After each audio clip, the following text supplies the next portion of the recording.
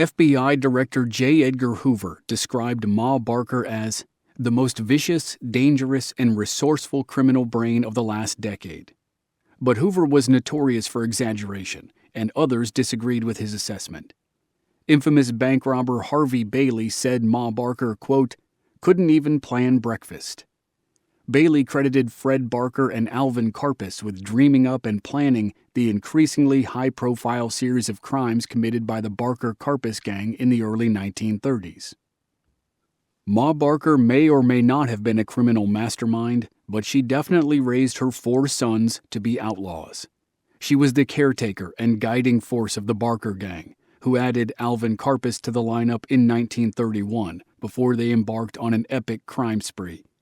They were as reckless as Bonnie and Clyde, as ruthless as Babyface Nelson, and more prolific than John Dillinger.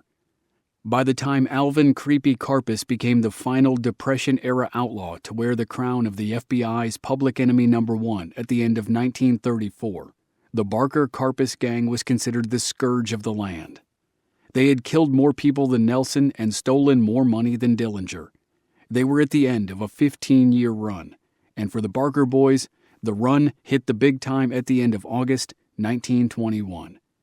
In the scorching heat of a Tulsa, Oklahoma summer, Arthur Barker and his buddy Volney Davis wanted to commit a simple, easy robbery, and of course it didn't work out that way. Arthur Barker, 23 years old, was better known as Doc. His friend Volney Davis was 19 years old. Dating back to their teenage years, they had accumulated a long list of petty crimes. But in 1918, Volney was arrested for grand larceny and sent to Big Mac, the Oklahoma State Prison in McAlester, Oklahoma. That same year, Doc was arrested for car theft in Missouri. He broke out of jail in Joplin, Missouri in February 1920 and returned to Tulsa. A year and a half later, in June of 1921, Volney got released, and he and Doc went back to work. Volney secured a job at a construction site in Tulsa. The construction site housed valuable equipment and a small temporary building which served as an office. For Volney and Doc, the shack of an office contained one item of interest, a small iron safe which held payroll papers and money. During the day, when the site bustled with workers, it was impossible to get into the safe. But at night, there was only one guard on duty. The guard used the shack as a resting spot between rounds of walking the construction site. Doc and Volney just had to time it so they entered the shack right after the guard started a round. He would be gone for an hour, and that would give them plenty of time to open the safe and escape. Unfortunately for all involved, the one thing the partners forgot to do was to time the rounds. They recruited 2 more guys for the job and broke into the construction site a little before 11 o'clock at night on August 16, 1921. Doc and Volney brought guns with them, which elevated the crime from burglary to armed robbery, even though either charge would soon be inconsequential. When the 4 robbers headed for the shack to break into the payroll safe, the guard was nowhere to be seen. But he was finishing a round instead of beginning a round. As he walked back to the shack, Doc, Volney, and their 2 associates were in the middle of stealing money from the safe. When the guard spotted them, Doc and Volney opened fire. The guard fell back from the shack as the 4 robbers sprinted away from the construction site. The getaway was clean, but the crime was nowhere near. During the poorly planned heist, the robbers left 2 critical clues behind. 1921 would turn out to be a very bad year for the Barker family.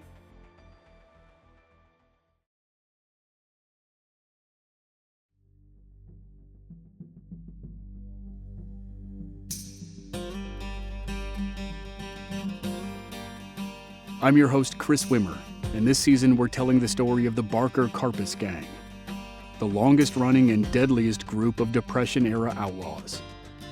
This is Episode 1, Born to Raise Hell.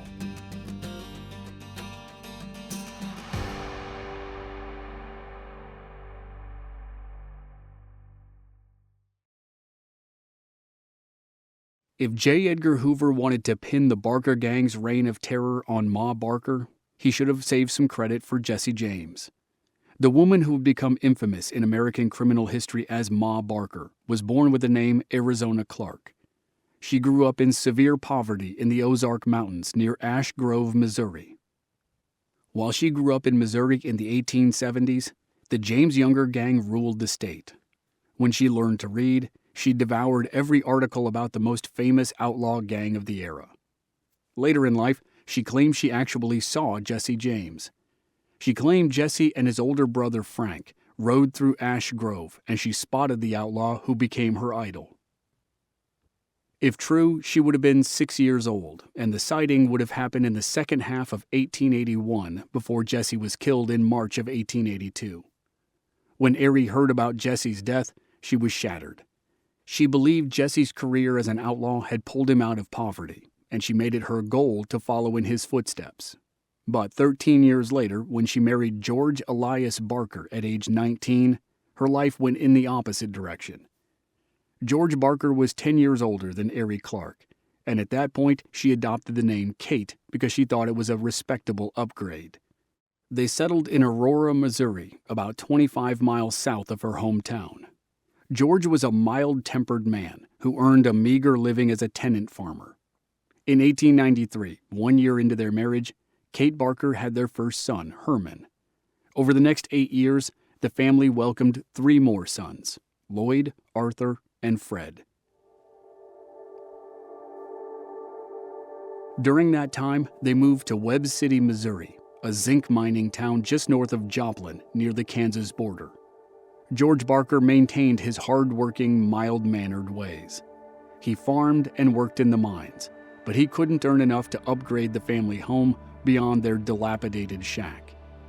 Kate Barker was a Spitfire homemaker who was determined to have the finer things in life by any means necessary, and she passed on her obsession with Jesse James to her oldest boy, Herman. As Herman and his younger brothers grew, Ma Barker guided them toward lives of crime. During their formative years, she pushed her boys to steal from drugstores and small businesses. But she was also something of a paradox. She marched the boys to church on Sundays, but let them skip school without consequence. By age 10, every Barker boy had a record for petty crimes. George tried to discipline his sons, but his words fell on deaf ears. They were their mother's boys. Kate defended her sons to George's face and encouraged them behind his back. In 1910, when the oldest, Herman, was 17 and the youngest, Fred, was 9, Herman took the Barker criminal enterprise, which mostly involved petty theft, to the next level. He started committing literal highway robbery. Like the highwaymen of the Old West, Herman and some cronies stopped cars and wagons at gunpoint on roads outside of town. They stole valuables from the travelers, then jumped in their automobile and sped away. Herman's first major run-in with the law happened after he and his crew frantically escaped a robbery. He apparently struck a child with his car. Accounts differ on the fate of the child, but Herman was arrested and taken to jail in Webb City. Kate raced to the rescue. Ma Barker was already a fixture at the police station, and she oscillated between a screaming banshee and a sobbing mother. In Herman's case, she demanded they release her innocent son. Whether the police lacked hard evidence or simply couldn't stomach another minute of her theatrics, they folded. After committing highway robbery and hitting a kid with a car, 17-year-old Herman Barker walked out of the Webb City jail after only a few days.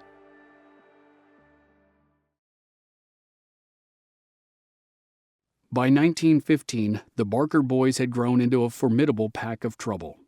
Herman was 22, Lloyd was 18, Arthur was 16, and Fred was 14.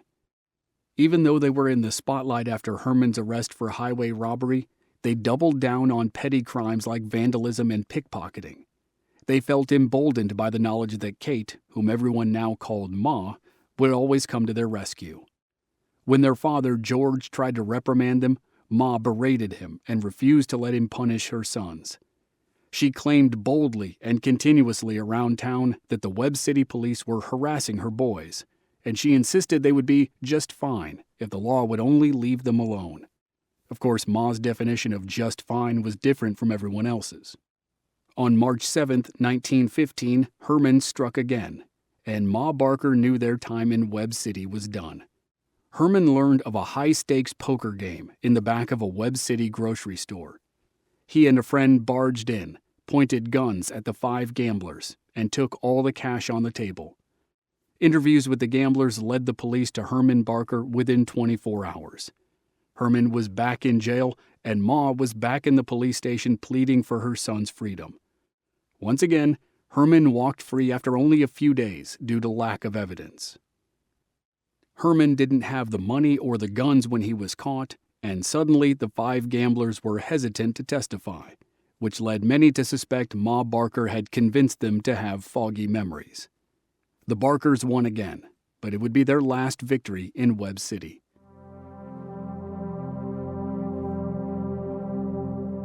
After Herman's release, Ma Barker packed up the family and moved them to Tulsa, Oklahoma.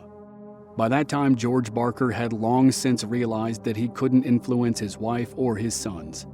He went along, but his connection to his family was fraying. Ma Barker wanted a fresh start, but a fresh start didn't mean a clean slate. It just meant a new territory where they weren't on the police's radar.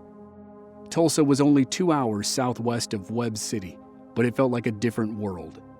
The city was in the throes of an oil boom, and it was home to more than 400 petroleum companies, which earned it the nickname Oil Capital of the World. By the time the Barkers arrived in 1915, Tulsa was double the size of Webb City. Workers flocked there for livable wages, overwhelming the city and causing severe housing and food shortages. Disagreements turned violent, and Tulsa quickly devolved into a lawless frontier. 40 miles north of Tulsa, the Osage Nation was ground zero for the oil boom, which made them the richest people in the world per capita. That level of wealth made them targets, which led to a series of mysterious deaths. The investigation into the infamous Osage murders became one of the FBI's earliest major cases. For the Barker family, the overflowing wealth and chaos of Tulsa was the perfect breeding ground for new criminal exploits. They blended seamlessly into the transient crowds, while the police remained distracted by gambling rings, prostitution, and the increasing violence between the white and black populations. No one was watching a group of teenage boys, so they ran with the opportunity. 16-year-old Arthur and 14-year-old Fred quickly formed the Central Park Gang, with 2 more teenagers, Volney Davis and Harry Campbell. They learned the layout of their new city while executing a series of small-time robberies. As their confidence grew, they stole cars and burglarized jewelry stores. The teenage gang, which occasionally included the 2 oldest Barker boys, Herman and Lloyd, had a good run for 3 years. But Lloyd started to realize that his brothers and their friends were headed for serious trouble. Lloyd enlisted in the Army as a cook during the tail end of World War I, and he escaped Tulsa. Shortly thereafter, the serious trouble started. On the 4th of July, 1918, 19-year-old Arthur Barker stole a government car right in front of a federal building. He was immediately arrested, quickly escaped jail, was caught again, and arrested again. As usual, Ma went to work.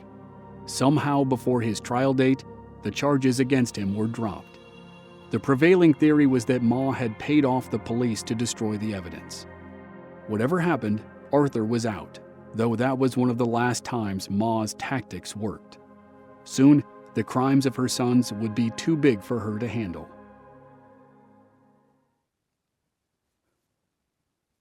At some point, Arthur Barker supposedly expressed a fleeting interest in medicine, and that was a quick and easy way to earn the nickname Doc. Less than a year after Ma Barker successfully got Doc released from jail, he stole a car in Missouri and ended up in jail in Joplin.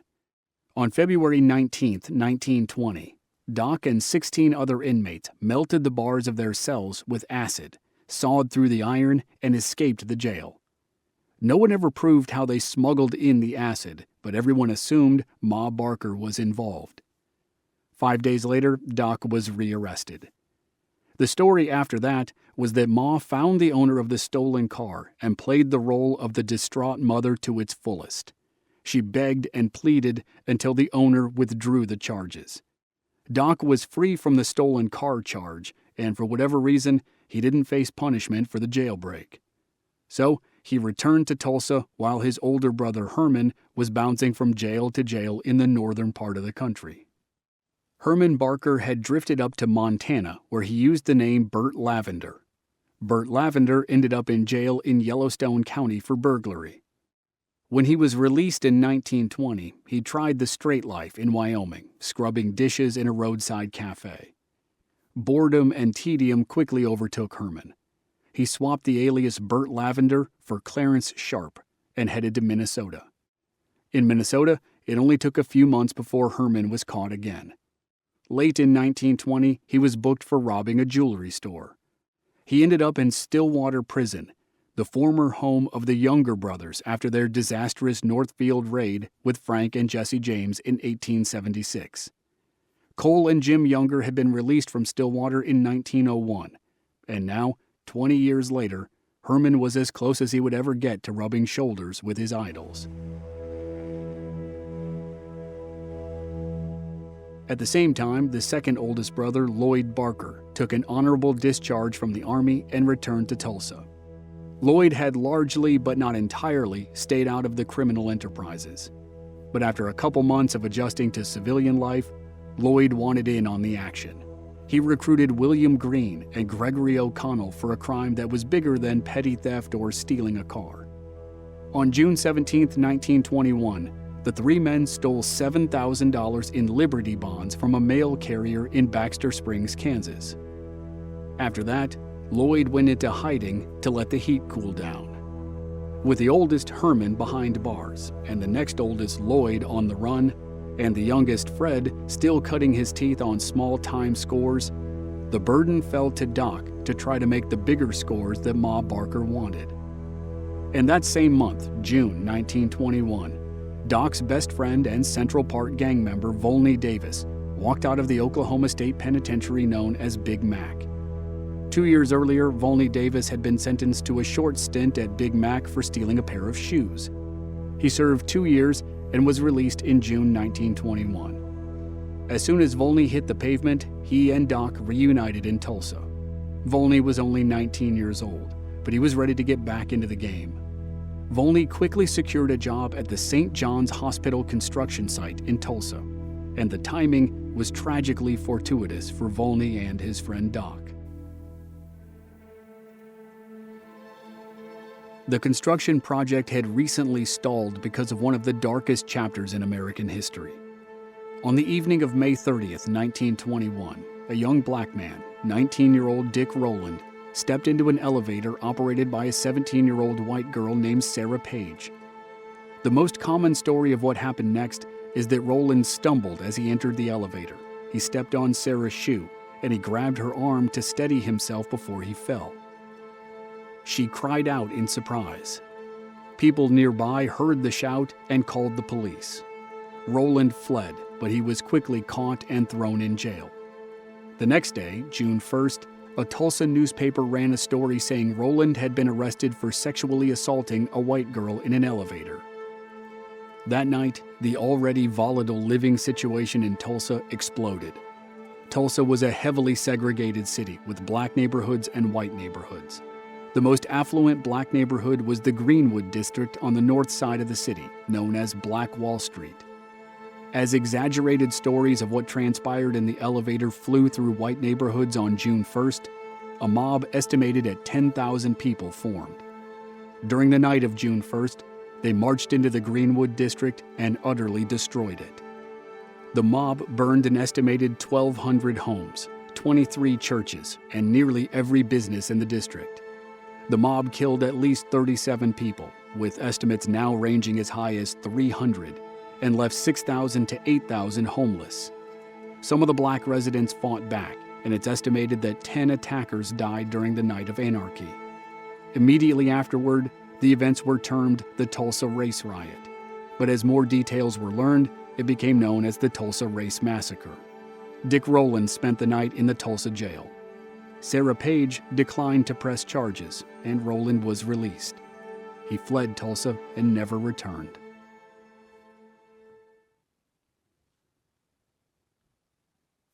After the events of June 1st, the St. John's Hospital project stalled. Funding dried up, which forced Fuller Construction, the company building the hospital, to limp along with a skeleton crew and bottom-dollar wages.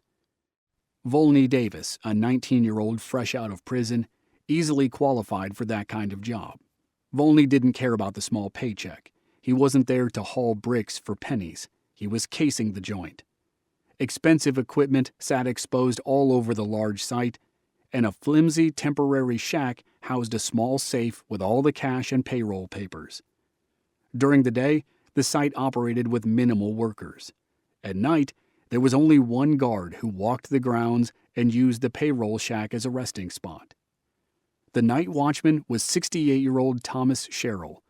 At retirement age, Thomas and his wife had raised 9 children, but he still worked nights to make what should have been easy money. It probably was until mid-August. Volney Davis and Doc Barker hatched a simple plan to rob the safe in the small payroll building. They roped in 2 local teenagers to join them and sourced firepower from a taxi driver friend named Sylvester Gillard. Gillard borrowed 2 pistols from his boss, a man named Bingley. Gillard swiped them from a leather bag while Bingley was out of his office. Gillard passed the weapons to Doc and Volney, and now the crew was armed and dangerous. On the warm summer night of August 16, 1921, the 4 robbers waited in Admiral Park across the street from the hospital construction site. The night watchman, Thomas Sherrill, made regular rounds about once every hour. He walked the site, made sure it was secure, and then pressed a button on a mechanical clock to register the fact that he had completed a round. Despite the regularity, Volney Davis and Doc Barker didn't seem to have recognized the pattern. They and their accomplices watched the construction site from Admiral Park. When they didn't see any sign of Sherrill, they hurried across the street and entered the site. Previous versions of the plan included robbing the night watchman and stealing the money from the safe in the shack. But that night, they didn't see the guard, so they headed straight for the shack. They rushed through the construction site and up the short set of stairs that led to the door of the shack. Doc, Volney, and the 2 accomplices slipped into the payroll building with no problem.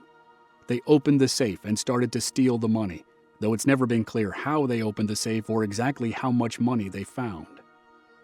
But one thing was clear. They didn't time it well. Instead of entering the shack right after Sherrill started a round, they entered as he finished. Thomas Sherrill punched his clock at 11 p.m. and headed to the payroll building for a rest. As Thomas stepped onto the stairs to the open door, he noticed movement in the payroll building. At the same time, the boys noticed Thomas, and by most accounts, Doc and Volney were surprised. Despite their scouting, they didn't know the timing of Thomas's rounds. Volney or Doc or both opened fire. 2 bullets hit Thomas Sherrill, one in the stomach and one in the head, and he crumpled to the stairs. The 4 robbers rushed past him, ran out of the shack, and disappeared into the night. The next morning, workers for the Fuller Construction Company found 68-year-old Thomas Sherrill, husband and father of 9, sprawled in front of the payroll building. His revolver remained holstered. He never had a chance to reach for it. Detectives arrived at the scene. Given the 2 bullet wounds, the fact that Sherrill's gun was still in its holster, and the shell casings near Sherrill's body, the case was clearly murder. The investigation would take time, but the 2 shell casings turned out to be the key.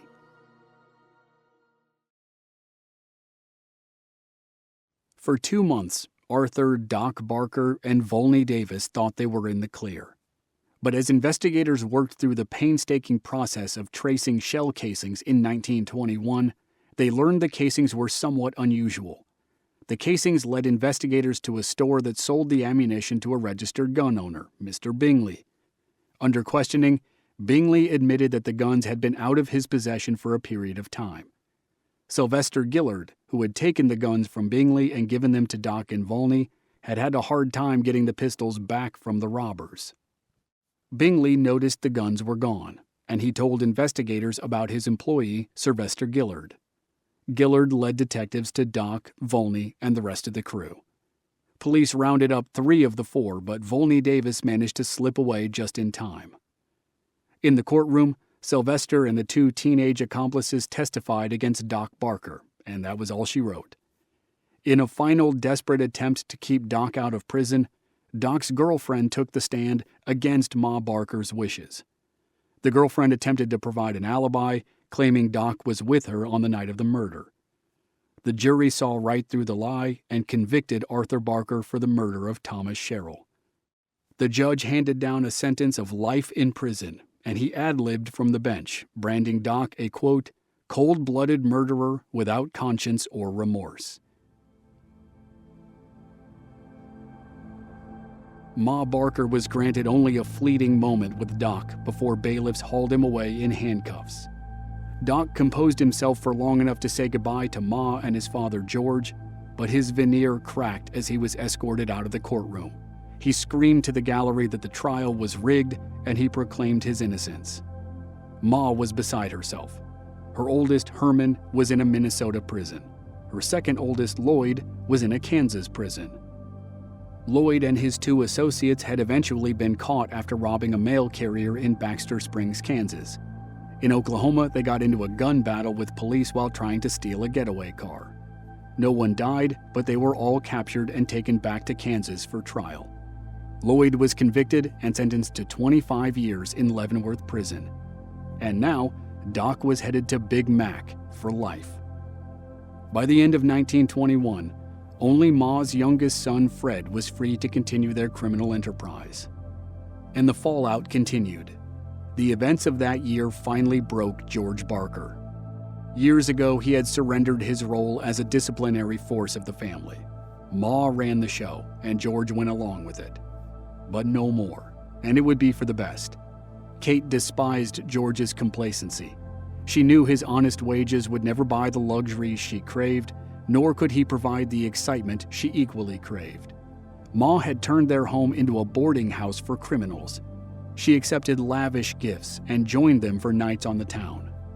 At the end of 1921, with 3 sons in prison and his wife fully embedded in the criminal underworld, George Barker stepped away from the family.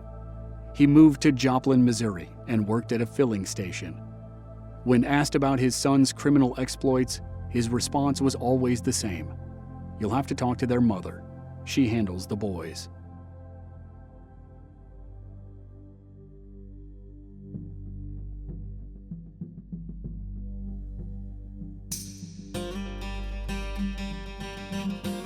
Next time on Infamous America, the youngest Barker's son, Fred, steps into the role of criminal breadwinner for the family.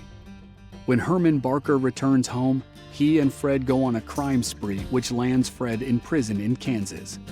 Meanwhile, Herman finds himself in a whirlwind romance and then a deadly Bonnie and Clyde situation way out west. That's next week on Infamous America.